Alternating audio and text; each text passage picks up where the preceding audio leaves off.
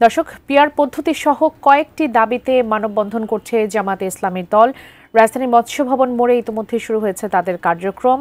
সেখানে এই মুহূর্তে জামায়াতে ইসলামের নায়েবে আমির ডাক্তার আব্দুল্লাহ তাহের বক্তব্য রাখছেন। আমরা সরাসরি যুক্ত হব সেখানে।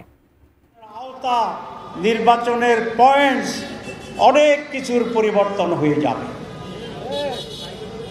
তারা একমত হয়ে জনচাপে জনরোষের ভয়ে গণভোটে একমত হয়ে বাধ্য হইয়া আবার ওইটাকে নিয়ে এখানে পেঁচ করার চেষ্টা করছে। একসাথে যদি গণভোট এবং জাতীয় নির্বাচন হয় তাহলে অনেকগুলো সমস্যা।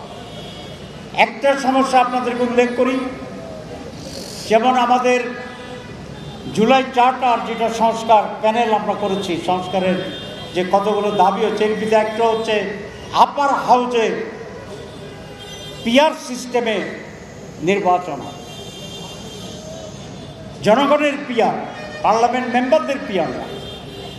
জনগণের পিআর মানে হচ্ছে সকল জনগণের ভোটে আপার হাউজের সদস্য নির্ণীত হবে।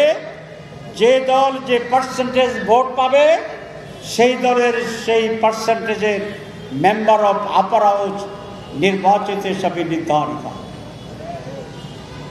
এখন এটা যদি নির্বাচনের আগে না হয় তাহলে নির্বাচনের আপার হাউজের যে একটা ব্যালট থাকবে, লোকদের নাম থাকবে, সেটা করা সম্ভব নয়। তারা যুক্তি দিচ্ছেন যে পার্লামেন্ট নির্বাচনে যে ভোট হবে, যদি আপার হাউস সেই পার্লামেন্টের পরে অ্যাপ্রুভাল পেয়ে যায় জনগণের, তাহলে সেই হারে আপার হাউসের মেম্বার নির্ধারিত হবে।